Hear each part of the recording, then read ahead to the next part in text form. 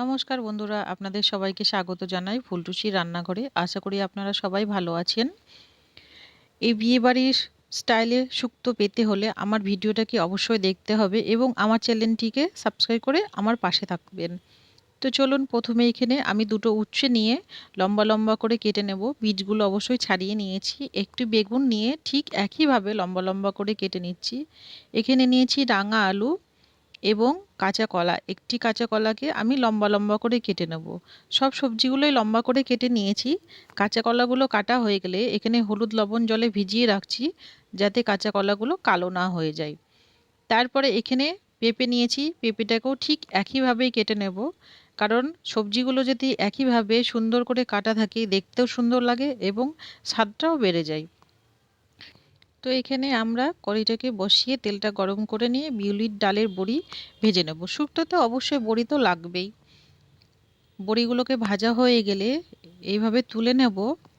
খুব বেশি লাল করলে আবার সিদ্ধ হবে না। ওই তেলে আমি উচ্ছেগুলোকে দিয়ে হালকা লাল করে ভেজে নিলাম, কারণ উচ্ছে একটু লাল করে ভাজলে পরে তেতো ভাবটা অত থাকে না। ওই তেলে আমি বেগুনগুলোকে লাল লাল করে ভেজে উল্টে পাল্টে তুলে নিচ্ছি।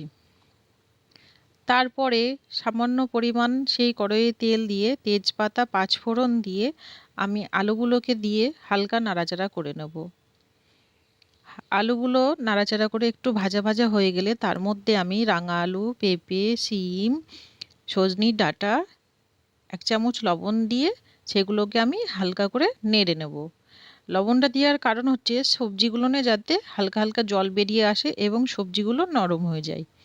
তারপরে আমি কলাগুলোকে তার মধ্যে দিয়ে দিচ্ছি। কাঁচা কলাটা যেহেতু সিদ্ধ হতে কম সময় লাগে, তার জন্য কাঁচা কলাটাকে আমি পরে দিয়েছি। এবং দিয়ে দিলাম আমি এখানে 2 চামচ মতো আদা বাটা। আদা বাটা দিলে টেস্টটা খুব ভালো হয়। আদাটাকে দিয়ে আমি এখানে ভালো করে নাড়াচাড়া করে নিচ্ছি, যাতে আদার যে একটা গন্ধ থাকে সে গন্ধটা চলে যায়।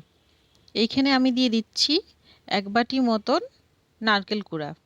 নারকেলটাকে আমি মিক্সারে একটু বেটে নিয়েছি, যাতে গোটা গোটা ভাবটা না থাকে। আপনারা তো সবাই শুক্তো খেয়ে এসেছেন সর্ষে এবং পোস্ত দিয়ে। এই নারকেল বাটা দিয়ে একবার শুক্তো খেয়ে দেখুন, অবশ্যই ভালো লাগবে এবং বাড়ির ছোট থেকে বড় সবাই পছন্দ করবে। নাড়াচাড়া হয়ে গেলে কিছুক্ষণ আমি ঢাকা দিয়ে রেখে দেবো। জাস্ট 1 থেকে 2 মিনিট পর্যন্ত ঢাকা দিয়ে রেখে আমি ওটাকে খুলে দেখাচ্ছি আপনাদের কেমন হয়েছে।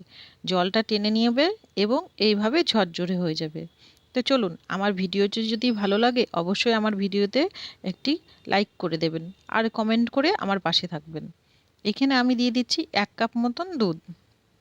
আপনারা গরুর দুধ ব্যবহার করতে পারেন এবং প্যাকেটের দুধও ব্যবহার করতে পারেন। তারপরে আমি দিয়েছি এখানে 1 কাপ মতন জল এবং গ্রেভিটার জন্য। তো গ্রেভিটা আমি আরেকটু নেব, তার জন্য আমি এখানে আরও হাফ কাপ মতন জল অ্যাড করলাম। এটা আপনাদের উপরে নির্ভর করে আপনারা কতটা গ্রেভি নেবেন। শুক্তোতে বেশি শুকনো হলেও ভালো লাগে না এবং বেশি গ্রেভি হলেও ভালো লাগে না। তারপরে আমি এখানে দিয়ে দিলাম ভাজা কলাই ডালের বড়িগুলো। বড়িগুলো দেওয়ার পরে আমি এখানে ভালো করে একটু নাড়াচাড়া করে নিচ্ছি, যাতে বড়িগুলো জলের মধ্যে চলে যায়। তারপরে এখানে স্বাদ অনুসারে লবণ দিচ্ছি। বেশি লবণ দিলাম না, যেহেতু আমি আগে থেকে লবণ দিয়ে রেখেছিলাম।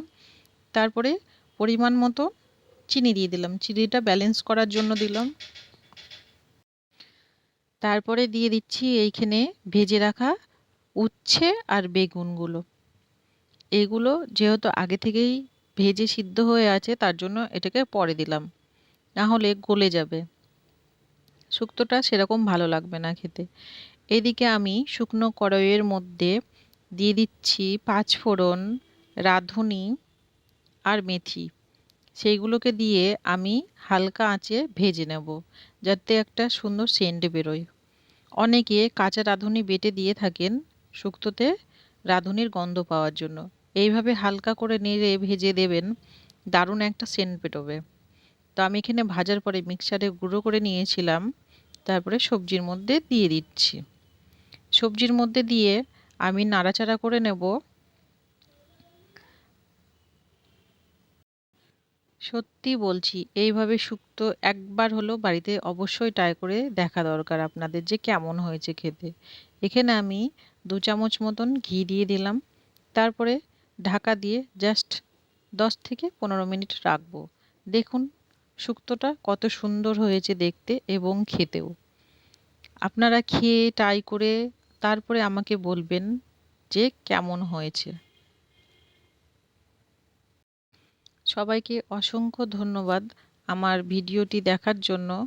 আর যারা এখনো পর্যন্ত আমাকে সাপোর্ট করে এসেছেন তাদেরকে অসংখ্য ধন্যবাদ। কারণ সবাই তো বড় বড় ভিডিওতে চ্যানেলে সবাইকে সবাই সাপোর্ট করেন এবং এখনো পর্যন্ত যারা যারা আমাকে সাপোর্ট করে এসেছেন তাদেরকে অসংখ্য ধন্যবাদ। আজকে আমি আসি। আশা করি আপনারা সবাই ভালো থাকবেন, সুস্থ থাকবেন। আর এইভাবেই সবাই সবার পাশে থাকবেন। দেখুন এখানে সবজিগুলো কত সুন্দরভাবে সিদ্ধ হয়ে গেছে। Tata, by.